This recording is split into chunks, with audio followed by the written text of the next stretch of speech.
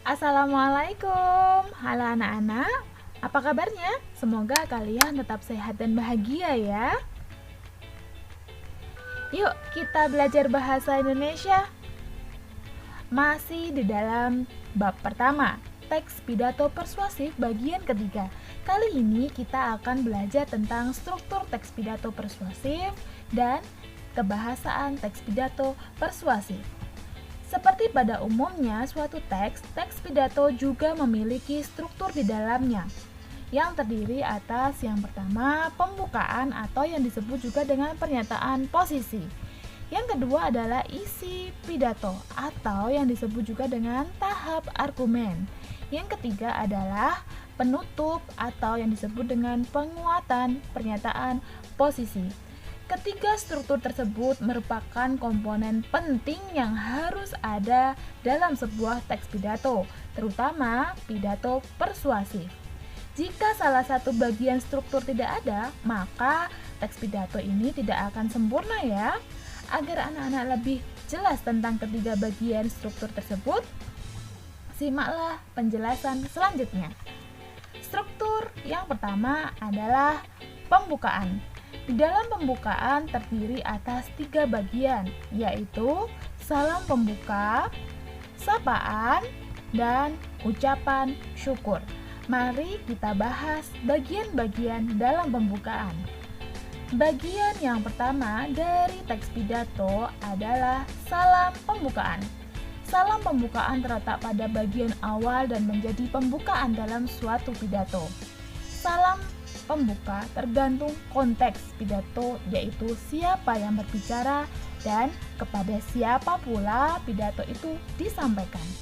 Contohnya adalah Assalamualaikum, salam sejahtera bagi kita semua, atau selamat pagi, dan masih banyak salam pembukaan lainnya. Bagian kedua adalah ucapan penghormatan atau yang disebut juga dengan sapaan.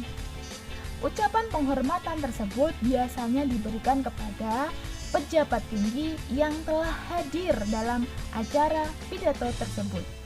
Contohnya adalah Yang terhormat Ibu Kepala Madrasah MTS Muhammadiyah Karangkajen, Ibu Haja Sukarni SHMA, yang saya hormati Bapak dan Ibu guru serta semua staf MTS Muhammadiyah Karangkajen dan anak-anakku yang saya cintai.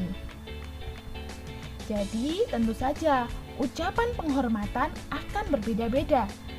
Semakin banyak pejabat atau orang penting lainnya yang datang, maka akan semakin banyak juga ucapan penghormatan yang akan diberikan.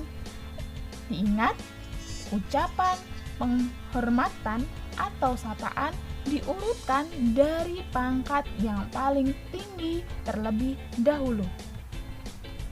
Yang ketiga adalah ucapan syukur. Bagian ini biasanya berisi tentang rasa syukur karena bisa berkumpul bersama dengan para hadirin. Contohnya, puji syukur kepada Allah dilanjutkan dengan sholawat Nabi. Oke? Struktur yang kedua di dalam teks pidato persuasif adalah isi pidato. Isi pidato adalah bagian paling penting karena pada bagian ini mengandung suatu inti dari sesuatu yang akan disampaikan kepada pendengar. Tentu saja, isi dari teks pidato sangat berkaitan dengan tema pidato. Isi pidato berisi tentang gagasan, informasi, ide, atau hal lainnya. Contohnya seperti berikut.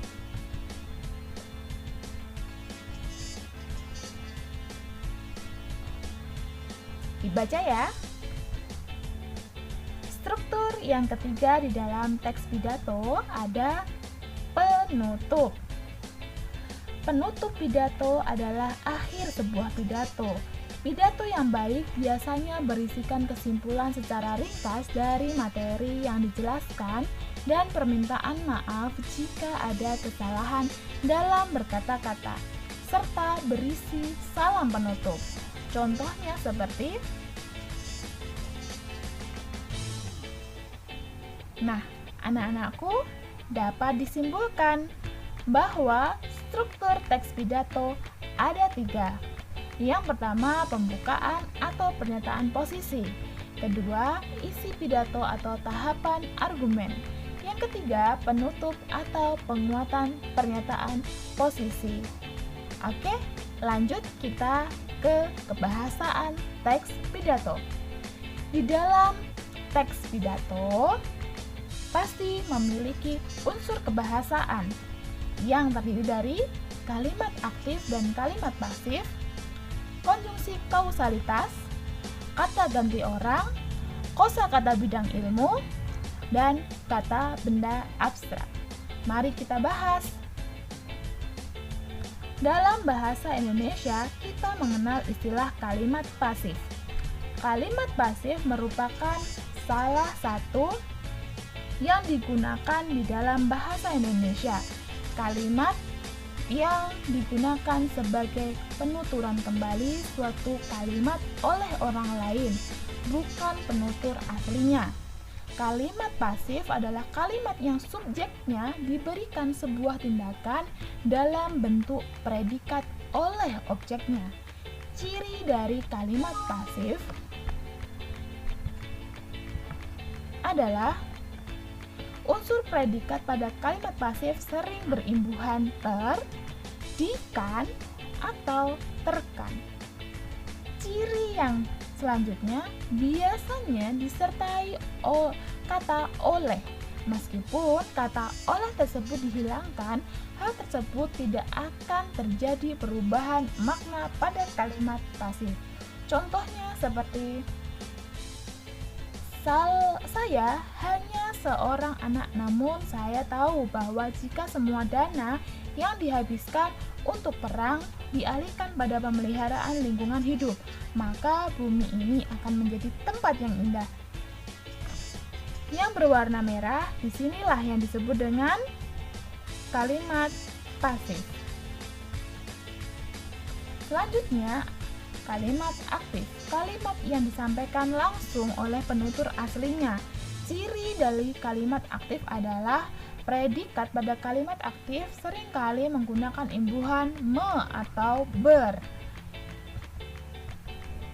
Konjungsi kausalitas.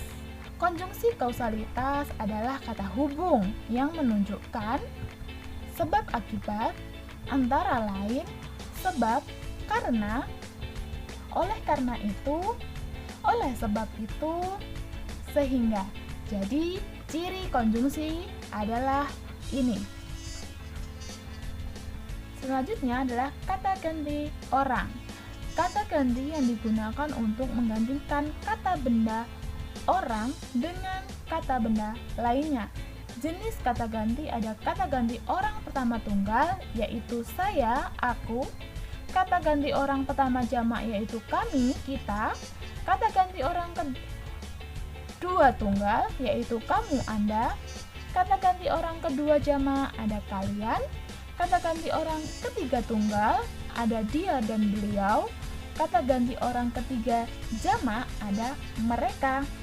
Anak-anak, semoga dalam video ini kalian paham tentang struktur dan kebahasaan teks pidato persuasif.